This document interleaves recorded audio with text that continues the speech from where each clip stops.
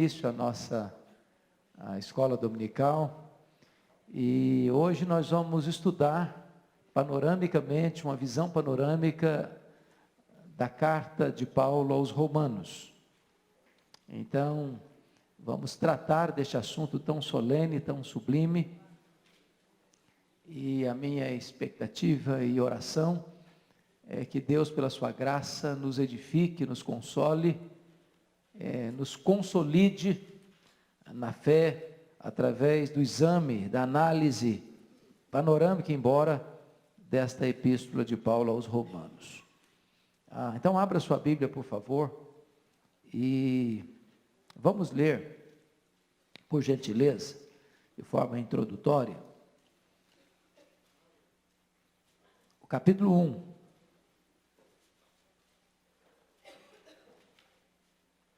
Versos de 1 a 4. Romanos 1, de 1 a 4. Vocês podem ler comigo, por favor? Vamos juntos? Paulo, servo de Jesus Cristo, chamado para ser apóstolo, separado para o Evangelho de Deus, o qual foi por Deus outrora prometido, por intermédio dos seus profetas nas sagradas Escrituras, com respeito a seu filho, o qual, segundo a carne, veio da descendência de Davi, e foi designado Filho de Deus, com poder, segundo o Espírito de santidade, pela ressurreição dos mortos, a saber, Jesus Cristo, nosso Senhor. Amém. A carta de Paulo aos Romanos é considerada o maior tratado teológico já escrito na história da humanidade. A carta de Paulo aos Romanos é uma espécie de exposição e defesa do Evangelho. A carta de Paulo aos Romanos é um manifesto cristão. Certamente é o maior livro jamais escrito em toda a história da humanidade. Alguém já comparou Romanos como a cordilheira do Himalaia de toda a revelação bíblica, onde Paulo chega às culminâncias, aos pontos mais elevados. E quando você olha para a história da igreja, você chega a uma conclusão: esta carta foi usada por Deus nos momentos mais decisivos da história da humanidade, sendo um instrumento na conversão de homens pontuais que influenciaram a história. Se não, vejamos. Eu vou fazer uma pergunta. Vocês se lembram quem foi o maior expoente dos pais da igreja? Dos pais da igreja, quem vocês entendem que mais se destacou? Período da patrística, da patrologia.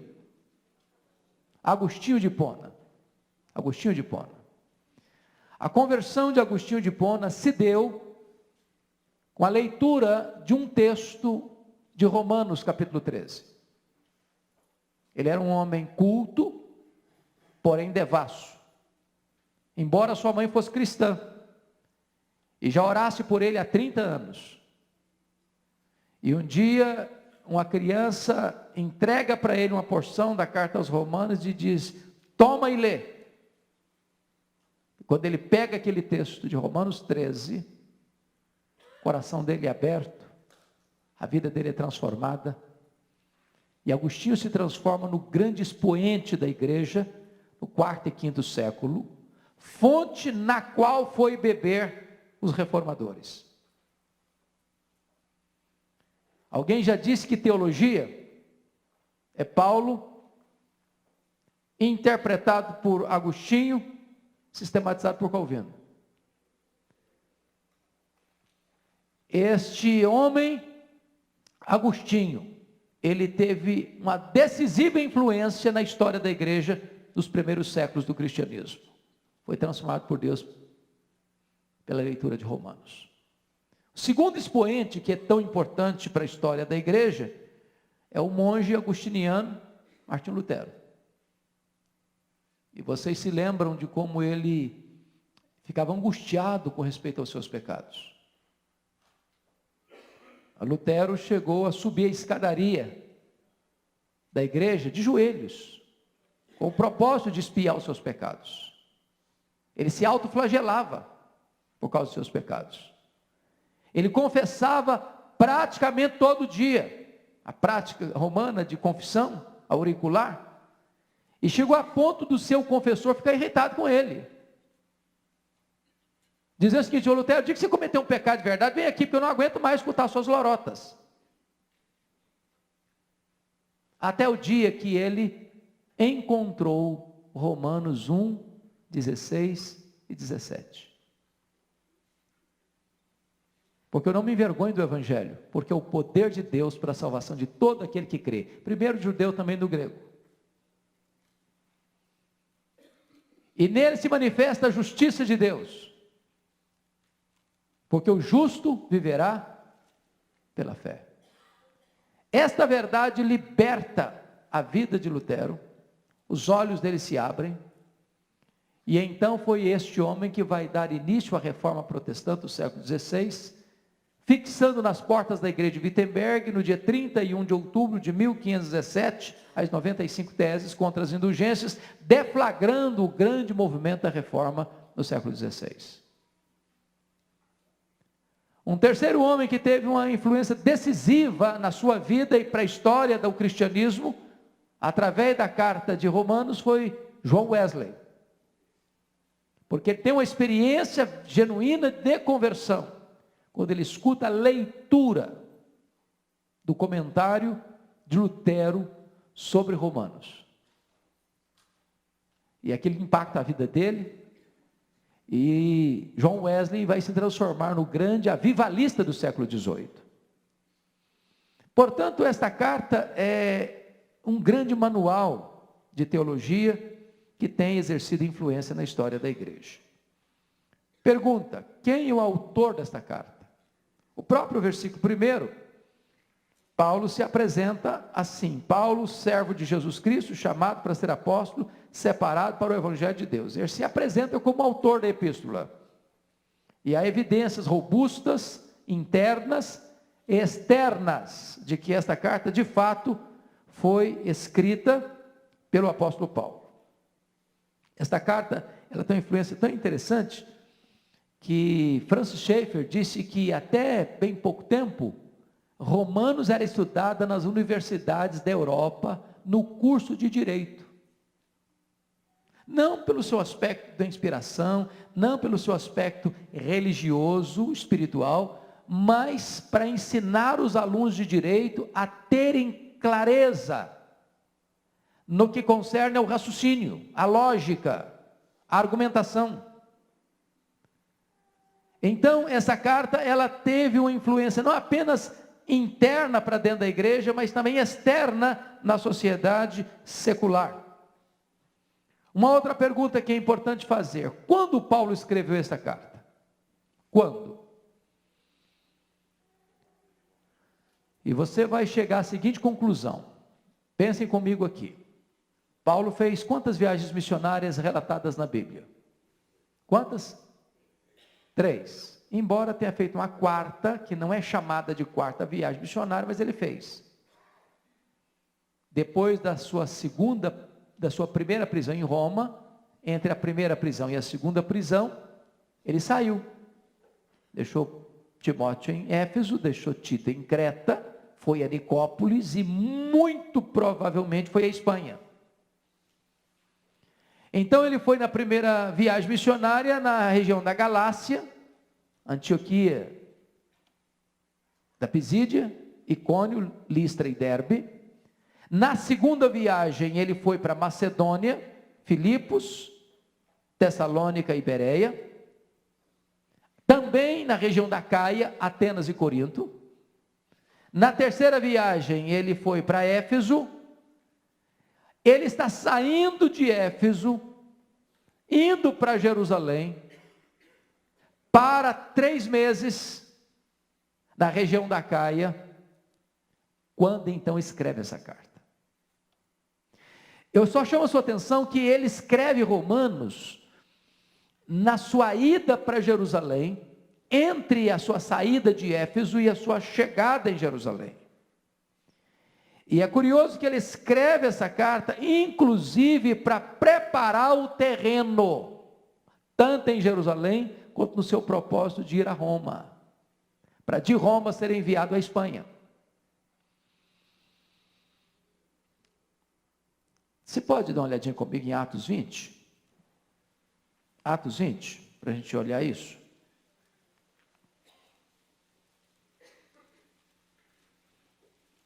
Ele está concluindo aí o problema que ele enfrentou em Éfeso, de onde ele sai.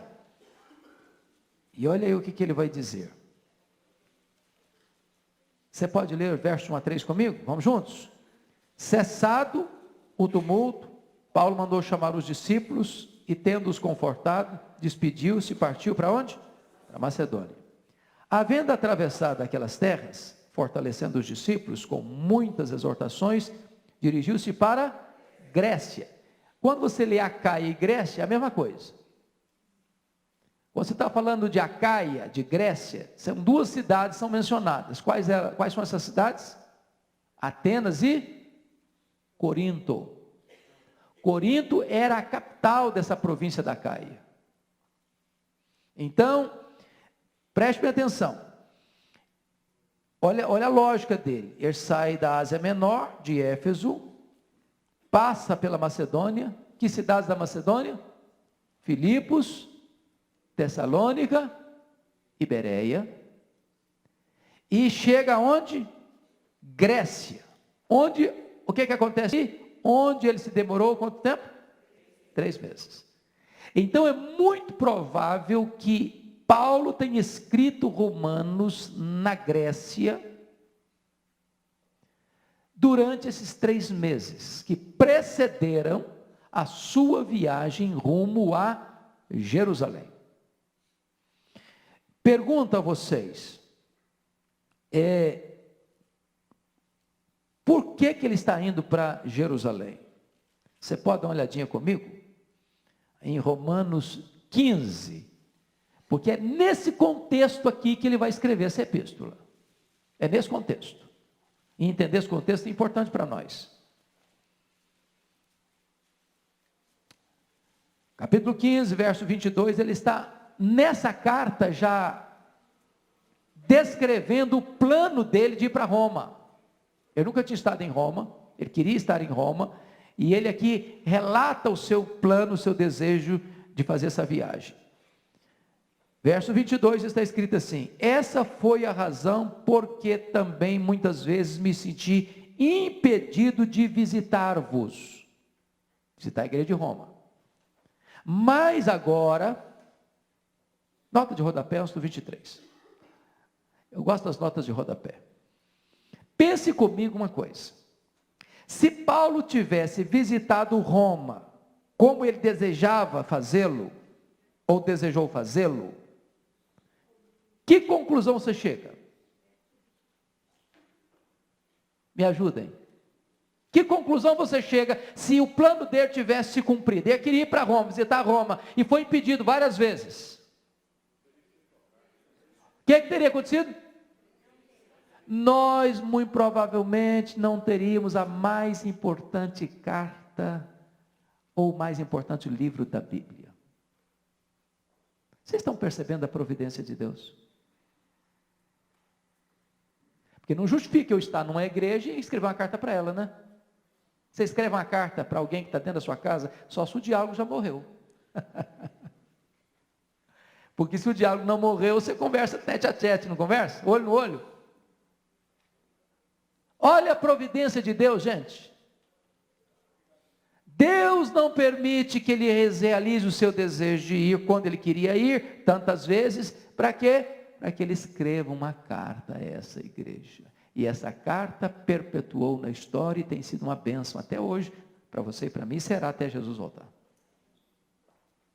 Então não reclame quando você achar que seus planos se frustraram. Deus está no controle. Deus está no controle. Mas vamos seguir a leitura. Verso 23. Mas agora, não tendo já campo de atividade nestas regiões. Que regiões? Que regiões que não tem mais campo de atividade? Nas regiões pelas quais ele já passou. Que regiões ele já passou? Província da Galácia, província da Macedônia, província da Acaia. O que ele faz? Qual o plano dele? Desejando há muito visitar-vos, pensa em fazê-lo quando em viagem para a Espanha, pois espero que de passagem estarei convosco, e que para lá seja por vós encaminhado, depois de haver primeiro desfrutado um pouco da vossa companhia. Nota de rodapé de novo. Paulo não quer ser pastor da igreja de Roma. Ele não tem interesse em se fixar em Roma. Por que não? Porque a igreja estava estabelecida. Ele quer ir para onde? Para a Espanha. E onde era a Espanha? O último reduto conhecido do Império Romano. Mas ele quer mais. Ele escreve essa carta para dizer à igreja de Roma o seguinte: olha, eu estou indo lá, passando por vocês, eu quero passar por vocês, passar um tempo com vocês, mas eu quero ser enviado por vocês para a Espanha. O que Paulo está ensinando aqui? Missionário não é freelancer. Missionário precisa estar vinculado a quê? A uma igreja local. A igreja envia, o missionário vai. Mas o suporte do missionário que vai é a igreja que envia. Agora notem mais. Versículo 25. Mas agora estou de partida para Jerusalém a serviço dos santos. Porque aprouve a Macedônia e a Acaia, as duas províncias, onde ele fez o seu trabalho na segunda e na terceira viagem, aliás, na segunda viagem, levantaram a coleta em benefício dos pobres dentre os santos que vivem em Jerusalém. Ponto de novo. Por que ele está fazendo isso? Ele está fazendo isso porque, vocês se lembram, Atos 18:2, que no governo do imperador Cláudio, houve uma fome no mundo, uma espécie de crise mundial, seca mundial. E para resolver a problemática de Roma, o imperador teve que tomar algumas medidas muito sérias, muito firmes. Dentre elas, expulsou de Roma todos os judeus. Esses judeus retornam para a sua região, mas retornam sem terras, sem casas, sem recursos financeiros. O que Paulo faz? Levanta uma oferta entre as igrejas da Macedônia. Que igrejas são essas? Filipos, Tessalônica, Bereia, e as igrejas da Acaia. Que igrejas são essas? Igreja de Corinto, porque não me consta que tenha ficado uma igreja em Atenas. Para fazer o quê? Para levar essas ofertas à igreja de Jerusalém. Com que propósito? Aí ele vai explicar por que ele fez isso. Versículo 27 é da teologia. Isso lhes pareceu bem, e mesmo lhes são devedores, porque se os gentios têm sido participantes dos valores espirituais dos judeus, devem também servi-los com bens materiais. Paulo levanta aqui a teologia da oferta. Se os gentios recebem benefícios dos judeus espirituais, benefícios espirituais, cabe aos gentios dar aos judeus ajuda material. E agora veja o verso 28. Tendo, pois, concluído isto e havendo lhes designado este fruto, passando por vós, irei à Espanha. E bem sei que ao visitar-vos, irei na plenitude da bênção de Deus. Então, chama a sua atenção para esse ponto. Ele está escrevendo esta carta nesses 3 meses, na Grécia, antes de partir para Jerusalém, para levar esta ajuda aos pobres. Ele traça o plano da viagem. Ele traça o roteiro, o que ele quer fazer. E então ele escreve essa carta. Quem vai enviar essa carta? Capítulo 16, verso 1. Recomendo-vos a nossa irmã Febe, que está servindo a igreja de Cencreia, para que a recebais no Senhor como convém aos santos. e a ajudeis em tudo que de vós vier a precisar, porque tem sido protetora de muitos e de mim inclusive. Essa irmã chamada Febe, que morava nessa região que ele está escrevendo, é que é a portadora desta carta à igreja de Roma. Pois bem, queridos, vamos entender outra coisa importante. Vá lá para o capítulo 1 de Romanos agora.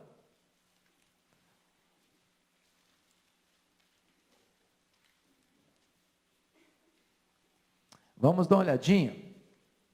A partir do verso 10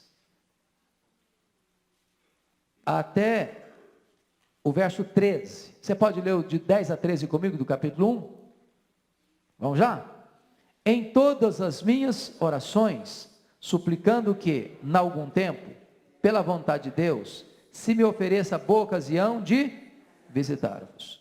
Porque muito desejo ver-vos, a fim de repartir convosco algum dom espiritual, para que sejais confirmados. Isto é, para que em vossa companhia, reciprocamente, nos confortemos por intermédio da fé mútua, vossa e minha.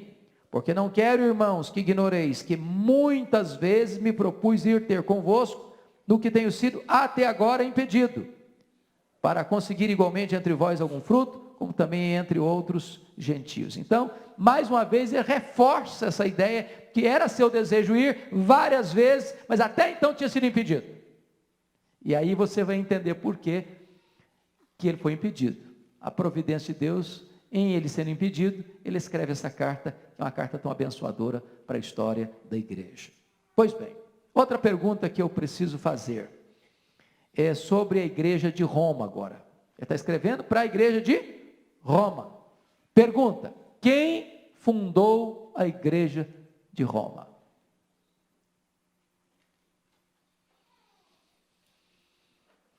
Bom, o catolicismo romano ensina que Pedro foi o bispo mor da igreja de Roma do ano 42 ao ano 67.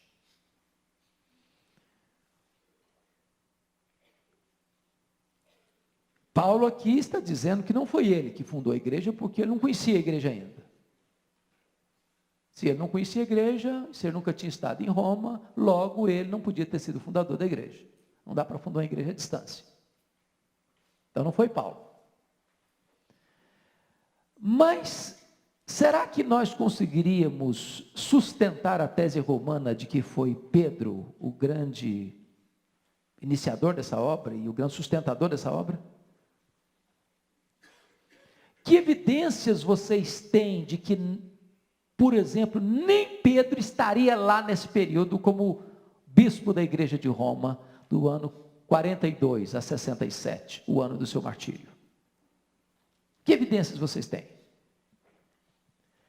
E eu gostaria de lhes dar algumas.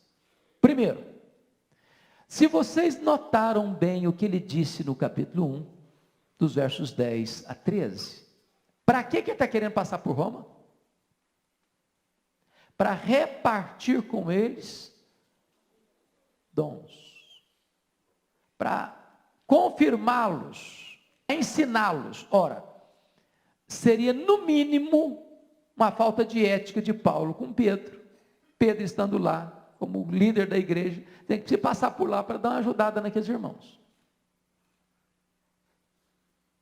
No mínimo, já seria uma falta de respeito ao colega. Segunda razão, porque você sabe que não foi Pedro, e nem Pedro estava lá.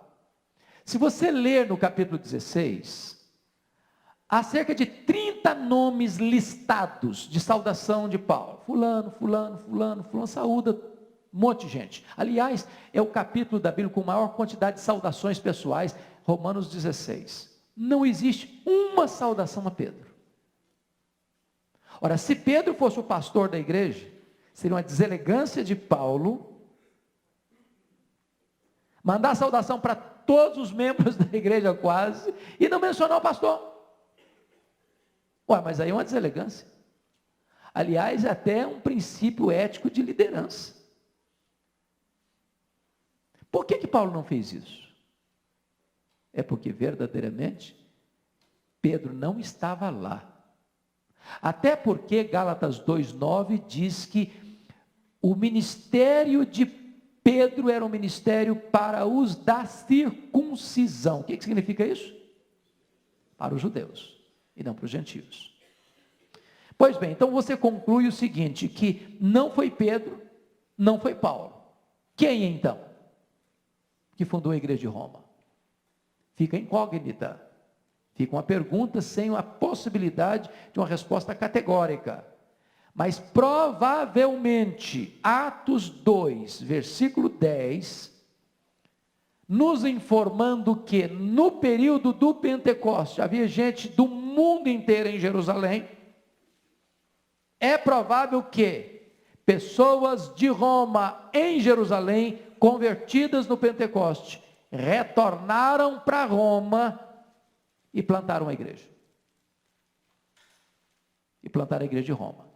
Então nós estamos falando de uma igreja de uma grande importância na história, que você não pode afirmar que foi este, aquele ou aquele outro, a pessoa que fundou esta igreja. Vamos pensar um pouquinho sobre Roma. Carta aos Romanos foi mandada para quem mesmo? Para a igreja de Roma. Roma. Roma, na época, meus irmãos, de Paulo, que Paulo manda essa carta, devia ter aproximadamente mais de 1 milhão de habitantes. Alguns, otimistamente, colocam 1,5 milhão de habitantes. Era a maior cidade do mundo da época. Era uma grande metrópole. Grande metrópole. Mas havia em Roma, nessa época, mais de 40 mil judeus.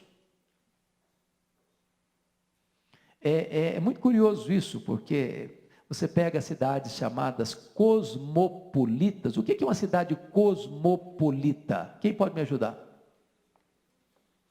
Você fala uma cidade tal, Nova York é uma cidade cosmopolita, São Paulo é uma cidade cosmopolita, Toronto é uma cidade cosmopolita. O que é isso?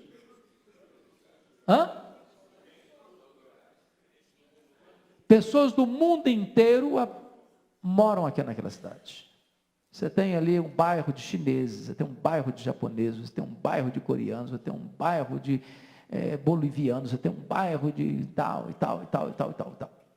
Então havia uma comunidade em Roma, nessa época, de mais de 40 mil pessoas.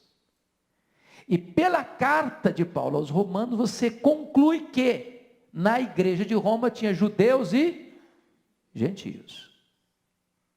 Ele escreve para ambos os grupos, na carta. Então essa carta, essa igreja, não era uma igreja só de judeus, não era uma igreja só de gentios, era uma igreja de judeus e gentios. Cidade de Roma, mais de 1 milhão de habitantes.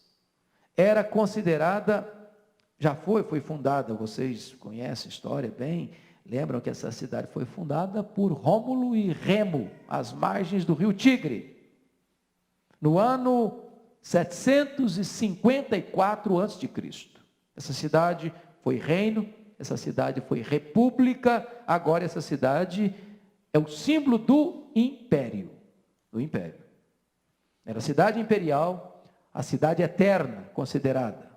Tinha poder, tinha riqueza. Ao mesmo tempo, Roma foi chamada pelos ácidos críticos de cloaca do mundo. Era um lixo moral. Um lixo moral. Tanto é fato que os historiadores dizem que de todos os imperadores de Roma, o único que não era homossexual era Cláudio. Mas dizem esses historiadores que a mulher dele era prostituta. Então a situação era caótica. Era um caos. Era um caos. Essa cidade veio a cair na mão dos bárbaros em 476, e os historiadores dizem que Roma caiu porque já estava podre por dentro. Aliás, esse é um aviso solene às nações do mundo. Às nações do mundo. Nenhuma nação ou reino fica de pé por muito tempo se já está podre por dentro. Pergunta agora mais importante, já entrando um pouquinho melhor.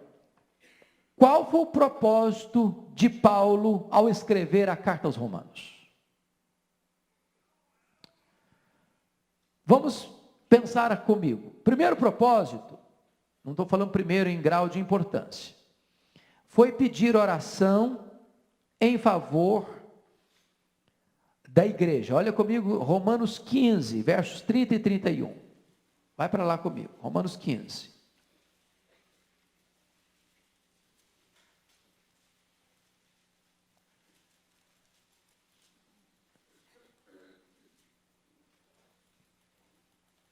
Vamos ler Romanos 15, 30, 31 e 32. Juntos, vamos lá? Rogo-vos, pois, irmãos, por nosso Senhor Jesus Cristo, e também pelo amor do Espírito, que luteis juntamente comigo nas orações a Deus a meu favor, para que eu me veja livre dos rebeldes que vivem na Judeia, e que este meu serviço em Jerusalém seja bem aceito pelos santos, a fim de que ao visitar-vos pela vontade de Deus, chegue à vossa presença com alegria e possa recriar-me convosco. Então pergunta, o que ele está pedindo aí? Pedindo oração. Ele escreve uma carta para pedir oração. E qual o pedido de oração dele? Qual o pedido de oração dele? Que fosse livre de quem? Dos rebeldes. Quem eram os rebeldes? Eram os judeus radicais, que se opunham ao evangelho que Paulo pregava.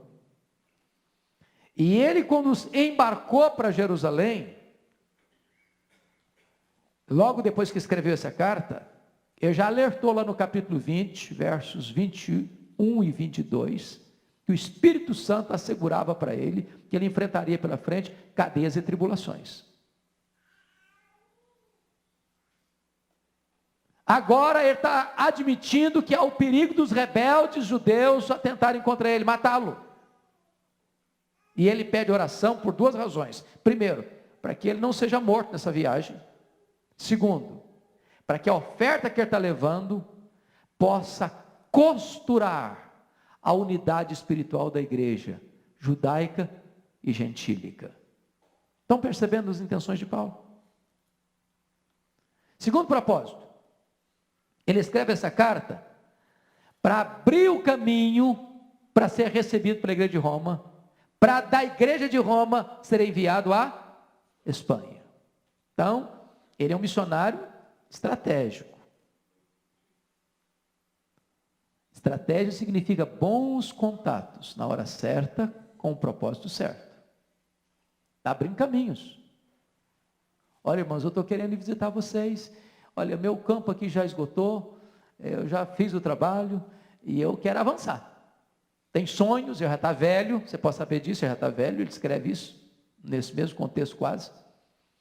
Mas ele não está pensando em aposentadoria, ele está pensando em avançar, em avançar. Ele está pensando em ir para horizontes ainda não alcançados.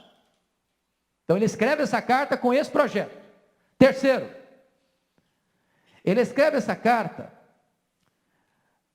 para demonstrar o seu desejo de compartilhar bênçãos espirituais com a igreja de Roma.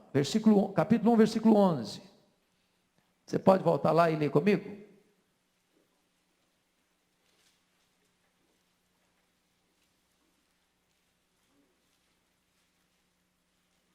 Vamos juntos? Porque muito desejo ver-vos, a fim de repartir convosco algum dom espiritual, para que sejais confirmados. Então ele quer ir para ser uma bênção na igreja. Quer para ser uma bênção na igreja. Capítulo 15, 24 e 28, você volta lá para mim, por favor. 15, 24 e 28. Ele vai dizer que ele quer ir para lá, escreve essa carta para dizer isso, com o propósito de ser enviado pela igreja à Espanha. 24. 15 e 24, vamos juntos. Quando em viagem para a Espanha, pois espero que, de passagem, estarei convosco, que para lá seja por vós encaminhado, depois de haver primeiro desfrutado um pouco a vossa companhia. Versículo 28. Tendo, pois, concluído isto, e havendo-lhes consignado este fruto, passando por vós, irei à Espanha. Então, ele escreve essa carta para isso. Para abrir caminhos, para mostrar seus planos, para pedir oração. Mas, sobretudo, ele escreve essa carta para fazer uma exposição coordenada, profunda, diria exaustiva, do Evangelho de Jesus Cristo. É a melhor, mais completa, mais profunda exposição que nós temos do Evangelho nas Escrituras. Esta carta que Paulo escreveu. Quais são as ênfases dessa carta? Primeiro, irmãos, primeira ênfase desta carta é mostrar a unidade da igreja. Eu preciso que você abra sua Bíblia comigo aí, em Romanos 2, versículo 1.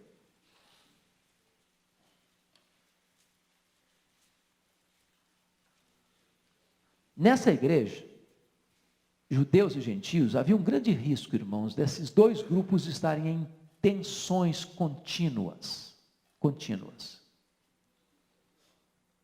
Os judeus, muito afeitos à lei, aos rituais, etc. Os gentios mais desapegados, e as tensões eram grandes. E às vezes esses grupos se acusavam mutuamente. Olha o que ele escreve no capítulo 2, versículo 1. Vamos juntos? Portanto, és indesculpável, ó homem, quando julgas, quem quer que sejas, porque no que julgas a outro, a ti mesmo te condenas, pois praticas as próprias coisas que condenas. Ele está aqui administrando tensões de dois grupos distintos, e ele está tentando aqui trabalhar, costurar a unidade da igreja. Vai para o capítulo 11, versículo 18.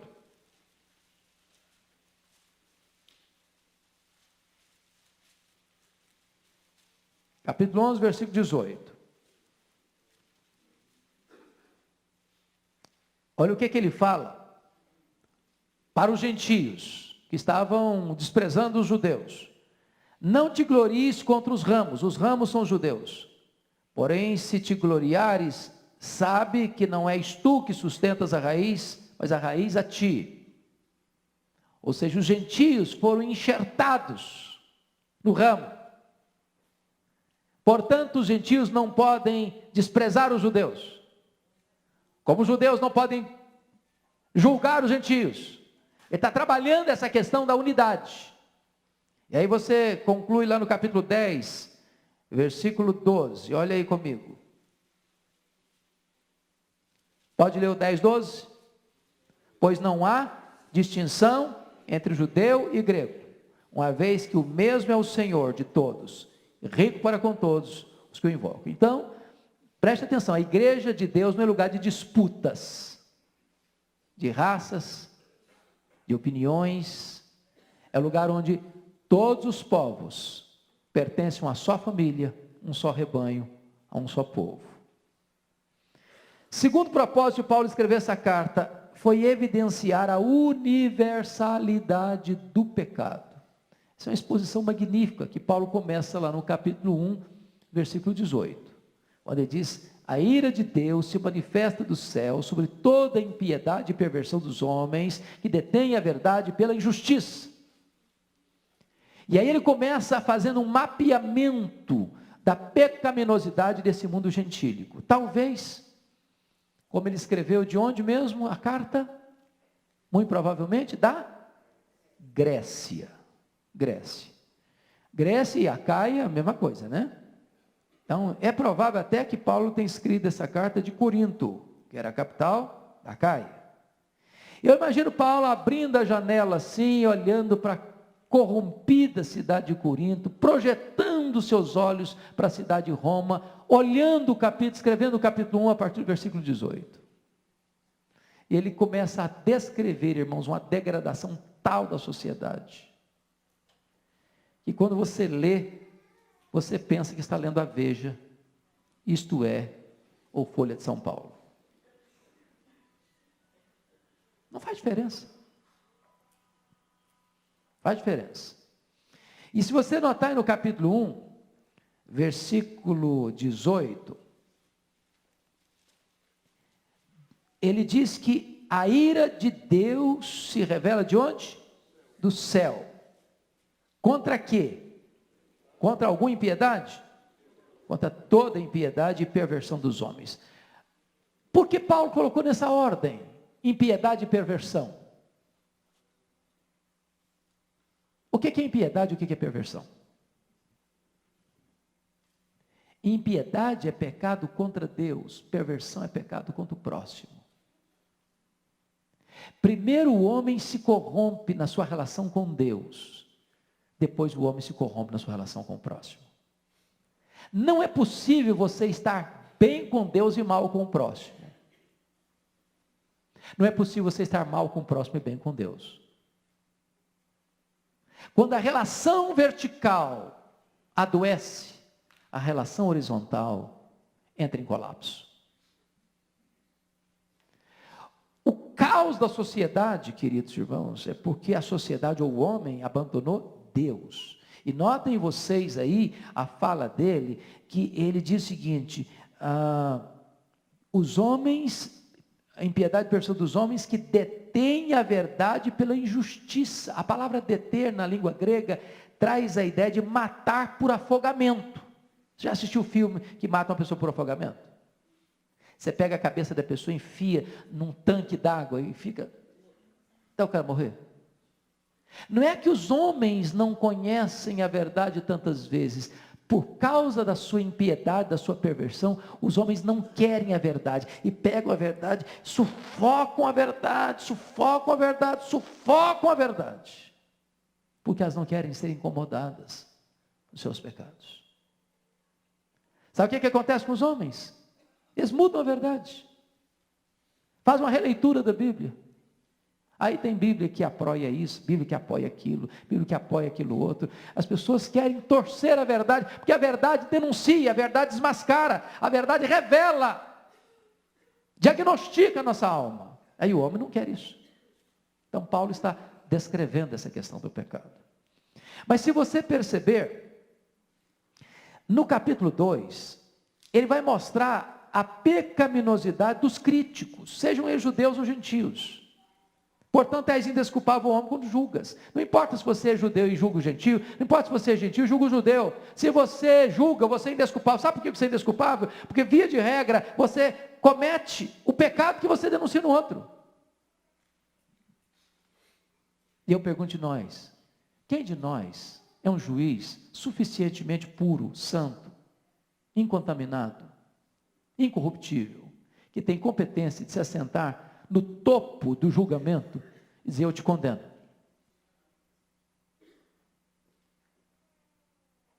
Quem de nós nunca cometeu um pecado que nós denunciamos nos outros? Aí você diz: bom, mas eu nunca fui para a cama do adultério.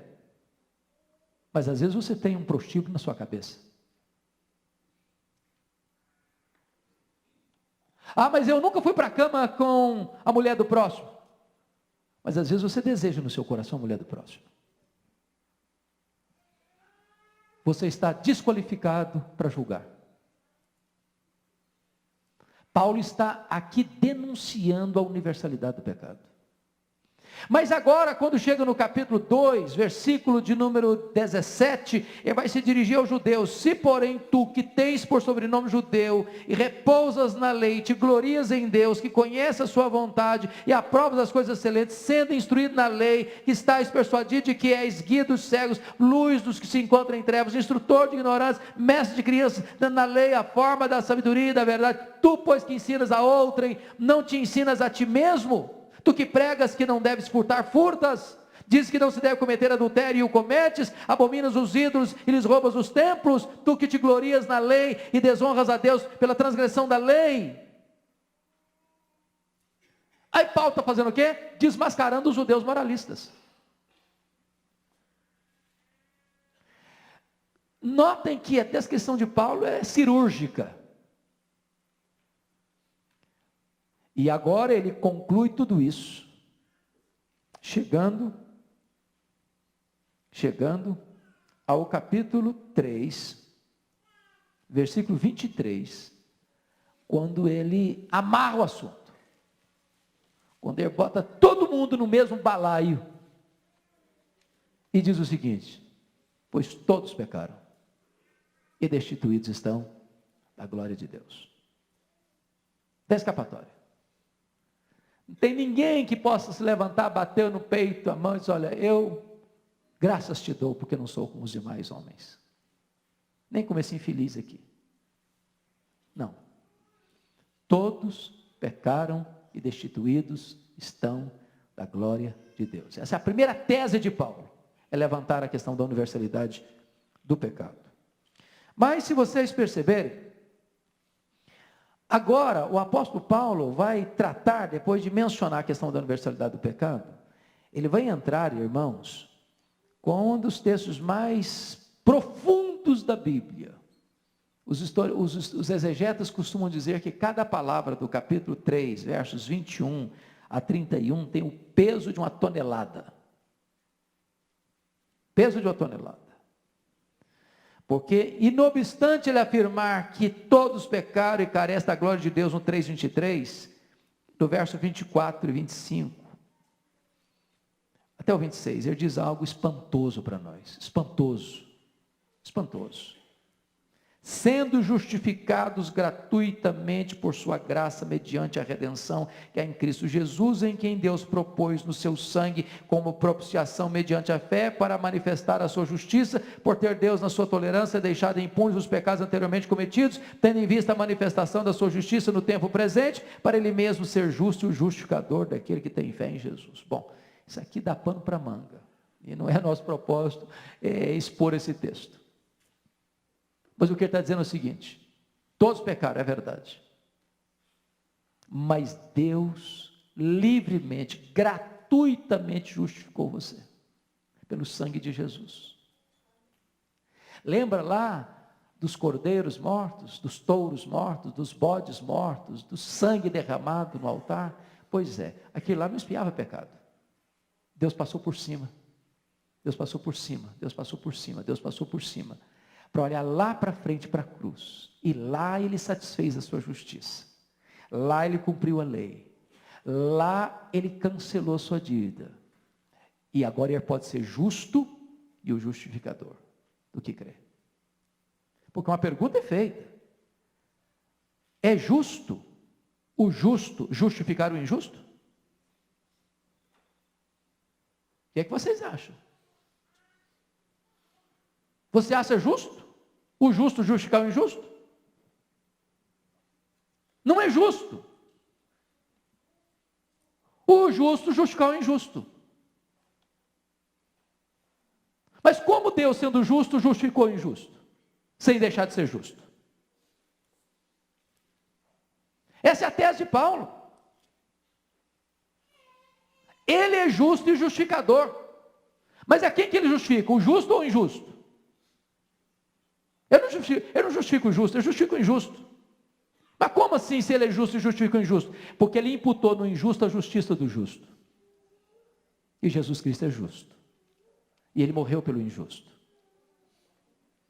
E ele pagou a nossa dívida. E nos deu a justiça de Jesus Cristo. Essa é a grande tese agora de Paulo, é trabalhar a questão da justificação pela fé. Quando chega no capítulo 4, ele vai exemplificar a justificação pela fé, trazendo para nós a história de Abraão, o pai da fé. Abraão não foi justificado pelas obras, Abraão foi justificado pela fé. Quando chega no capítulo 5, ele vai mostrar os frutos dessa justificação. Justificados, pois, mediante a fé, temos paz com Deus por intermédio de nosso Senhor Jesus Cristo, pelo qual temos acesso a esta graça, na qual estamos firmes e gloriamos na esperança da glória de Deus. E ele fala de 3 frutos da justificação aí. Com respeito ao passado, você tem paz com Deus. Com respeito ao presente, você tem livre acesso à graça. Com respeito ao futuro, você tem esperança da glória. Paz, graça e glória. Paz no passado, graça no presente, glória no futuro. E aí Paulo vai mencionar no capítulo 5, a partir do verso 3 até o versículo 5, que esta justificação não é apenas algo que resolve o seu problema diante do tribunal de Deus, mas é uma verdade que fortalece você na urdidura da luta, das grandes tensões da vida. E não apenas isto, mas nos gloriamos nas próprias tribulações, sabendo que a tribulação produz perseverança, e a perseverança experiência, e a experiência esperança, e a esperança não confunde, porque o amor de Deus é derramado no nosso coração pelo Espírito Santo. Então, quando você é justificado, você é capacitado por Deus a enfrentar os desafios e dramas da vida vitoriosamente. Quando chega no capítulo 5, a partir do verso 12, ele vai tratar aí de como o pecado entrou no mundo por meio de um homem, e como a morte passou por todos os homens, por quê? Porque todos pecaram. Então Paulo não concorda com essa ideia de que Gênesis capítulo 1, 2 e 3 é uma fábula, é um mito. Paulo não defendia essa teologia chamada de evolucionismo teísta. Paulo entendia que Deus criou o homem, e esse primeiro homem chamava-se Adão, e por meio desse homem chamado Adão, o pecado entrou no mundo. E porque esse Adão era o cabeça federal da raça, em Adão todos nós caímos. Quando chega ao capítulo 6, irmãos, o apóstolo Paulo vai mostrar para nós a nova vida que nós temos agora em Cristo. Você não foi justificado no pecado, você não foi salvo no pecado, você é salvo do pecado. Não no pecado, mas do pecado. Logo, quem é salvo precisa demonstrar uma nova vida. Nova vida.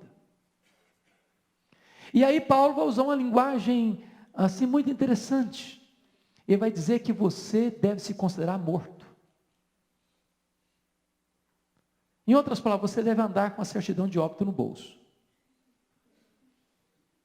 Morto peca? Morto tem desejo de pecar? Aí diz o seguinte: quando o pecado bater a sua porta, mostra a certidão de óbito. É claro que você não está morto por pecado, não. Você ainda, e eu também, estamos neste corpo perecível, sujeito ao pecado, e é por isso que tentação para nós é um perigo, porque tentação encontra eco dentro de nós. Mas você deve enfrentar a tentação, considerando-se morto para o pecado e vivo para Deus. Quando chega no capítulo 7, irmãos, há um dilema, grande dilema. E eu queria que você lesse comigo, capítulo 7, versos de 1 a 3, por favor. Vamos juntos? Porventura ignorais, irmãos, pois falo aos que conhecem a lei, que a lei tem domínio sobre o homem toda a sua vida? Ora, a mulher casada está ligada pela lei ao marido, enquanto ele vive. Mas se o mesmo morrer, desobrigada ficará da lei conjugal. De sorte que será considerada adúltera se, vivendo ainda o marido, unir-se com outro homem. Porém, se morrer o marido, estará livre da lei e não será adúltera se contrair novas núpcias. E você pergunta, será que Paulo está ensinando sobre casamento aqui? É claro que o que está falando aqui é sobre casamento. Mas o propósito dele aqui não é falar de casamento, não. Ele está ilustrando uma verdade que ele quer apresentar, usando o casamento. O que ele quer apresentar para nós? Falando de novidade de vida, ele está ainda nessa questão de novidade de vida. Aí ele faz uma comparação com o casamento.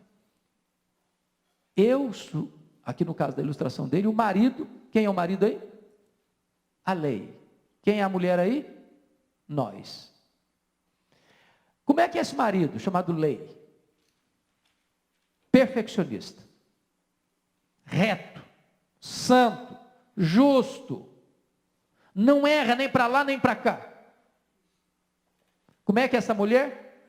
Atabalhoada. Complicada. conflituosa, cheia de problemas. Como é que é esse casamento? Turbulento.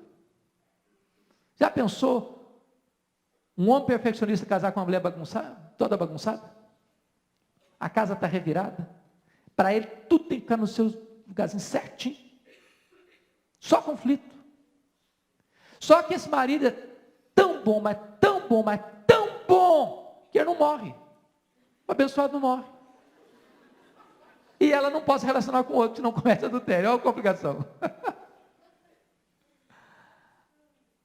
Enquanto o marido viver, ela tem que estar ligada a ele. Como é que sai de um negócio desse? A mulher é complicado, o marido é perfeccionista. Aí Paulo entra com a ilustração dele. Como é que uma mulher fica livre para casar de novo? Se o marido morrer.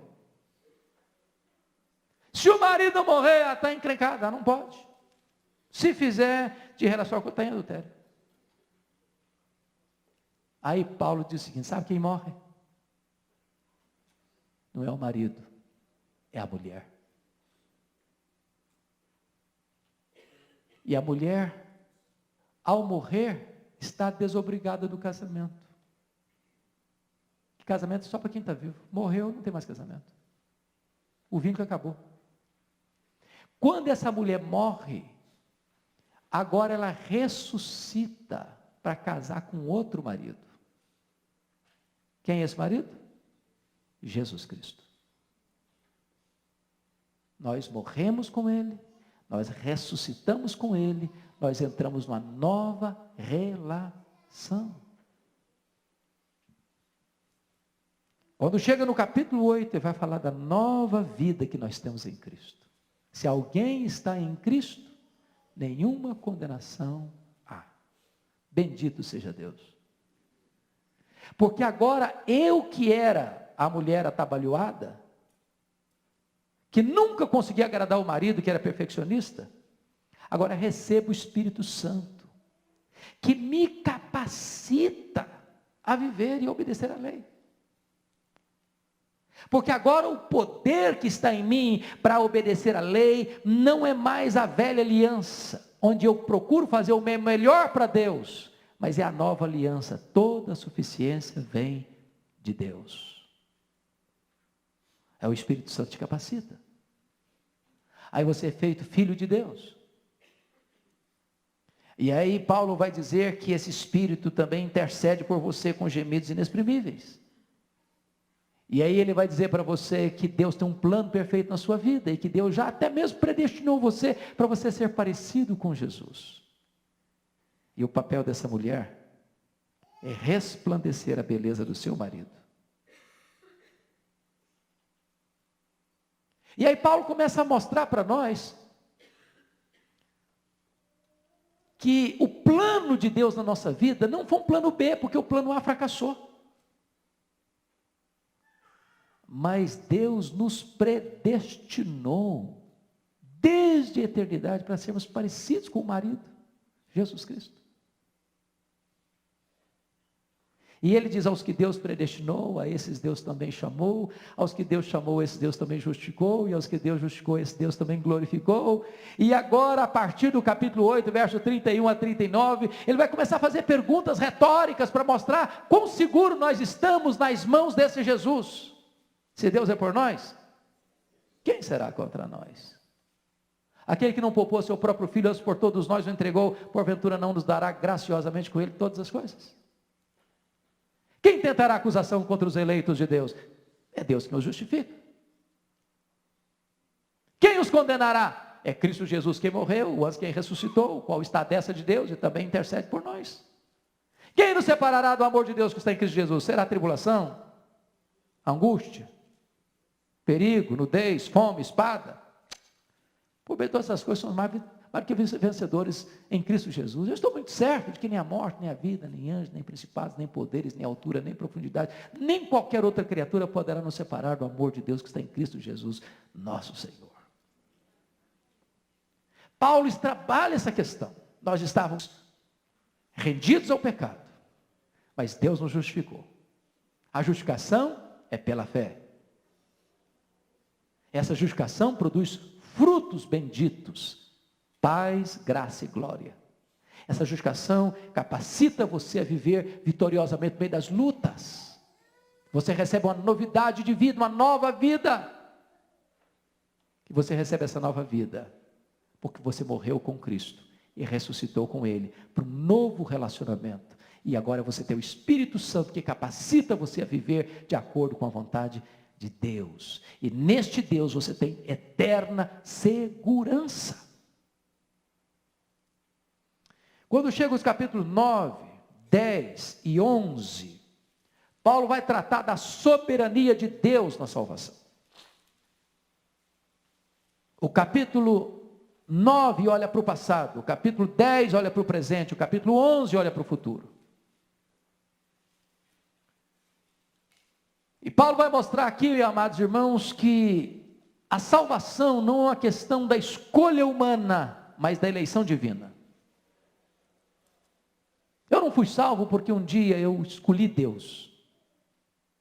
Eu fui salvo porque um dia Deus me escolheu. E me chamou. E me justificou. E me selou. Na verdade, eu não sou um boneco. Eu não sou um robô. Eu respondi ao chamado de Deus. E quando respondi ao chamado de Deus, estava na posse de todas as minhas faculdades. Eu não fui forçado, uma espada na barriga. Eu não fui constrangido a fazer o que eu não queria. Não foi numa camisa de força, obrigado. Não. Porque este mesmo Deus operou em mim tanto querer quanto realizar. Foi Ele quem entrou dentro de mim e mudou as disposições da minha alma, mudou o meu coração, me deu uma nova mente. Foi Ele que entrou dentro de mim e plantou ali a divina semente, e dessa divina semente nasceu uma nova vida, e eu nasci de novo, uma nova criatura. De tal forma que tudo provém de Deus. A salvação é plano de Deus, a salvação é realizada por Deus, a salvação é consumada por Deus. De A a Z, a salvação é obra de Deus, para que a glória seja toda dele e nenhuma glória do homem. Quando chega o capítulo 12, irmãos, até o capítulo 16, o apóstolo Paulo vai tratar de relacionamentos. Se vocês perceberem, do capítulo 1 ao 11, Paulo trata da questão doutrinária, teológica. A partir do capítulo 12 ao 16, ele trata da questão da ética. Sabem por quê? Da nova vida. Porque a teologia é mãe da ética. A ética é filha da teologia. Você pergunta, por que a igreja evangélica brasileira está tão confusa, está tão perdida, está tão miscuída, com tantas coisas erradas? Sabem por quê, irmãos? É porque a teologia é ruim. E onde a teologia é ruim, a ética é torta. Primeiro o homem crê, depois o homem vive. É impossível ter uma teologia ruim e ter uma ética saudável, é impossível.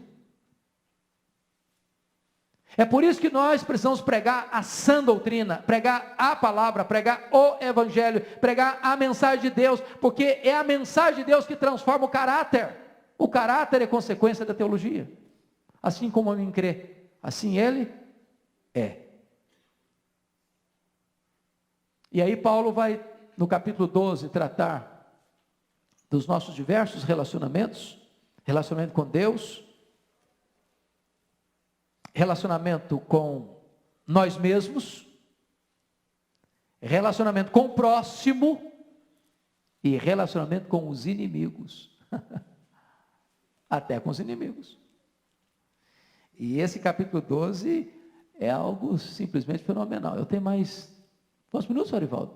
10? 5? Até 10h40, né? Mais 5 minutos, então vamos lá. Notem vocês, no capítulo 12, você tem relacionamento com Deus, verso 1 e 2. Você se relaciona com você mesmo, versos 3 a 8, os dons. Você se relaciona com o próximo, versos 9 até o verso 16. E relaciona com o inimigo, versos 17 ao verso 21. Então, Se você é crente, seu relacionamento tem que estar certo. Com Deus, com você, com seu próximo, com seus inimigos. Chega o capítulo 13, ele mostra que você deve ter um relacionamento correto com as autoridades constituídas. Crente não é um baderneiro. Ele não é contra o governo por ser contra. Seu papel é respeitar as autoridades, orar pelas autoridades, pagar tributos às autoridades e, se a autoridade fugiu da sua missão, ser diácono de Deus para o bem, promover o bem e coibir o mal, cabe a ele exortar a autoridade. Capítulo 14, ele trata dessa questão da tolerância. Se você é um crente maduro, você tem que suportar o irmão fraco e cuidar dele e ajudá-lo. E quando chega o 15, ele vai mostrar essa necessidade de nós imitarmos a Cristo, e aí ele expõe os seus planos de viagem. Ao 16, é a mais longa lista de saudações. Significa o seguinte: crente precisa ter gratidão, um arquivo de gratidão, e expressar isso com amor. Eu acho bonita essa lista de Paulo, 16. Leia depois. Tem alguns nomes aí muito difíceis de entender. Eu acho que você não daria um nome ao seu filho, alguns nomes aí. Mas para cada pessoa, praticamente, Paulo tem um detalhezinho para destacar. Gratidão, reconhecimento. Chama a pessoa pelo nome. E desta maneira, irmãos, ele conclui com a doxologia, e eu queria que nós lêssemos a doxologia para encerrar. 16, 25 a 27. Vamos juntos? Ora, aquele que é poderoso para vos confirmar, segundo o meu evangelho, e a pregação de Jesus Cristo, conforme a revelação do mistério guardado em silêncio nos tempos eternos, e que agora se tornou manifesto e foi dado a conhecer por meio das escrituras proféticas, segundo o mandamento do Deus eterno, para a obediência por fé entre todas as nações, ao Deus único e sábio, seja dado a glória por meio de Jesus Cristo pelos séculos dos séculos. Amém. Dá para falar um amém assim encorpado agora, vai? Amém. Glória a Deus, irmãos. Nós estamos considerando aquilo que é chamado o mais importante livro da história da igreja. Amém. Louvado seja Deus. Deus os abençoe.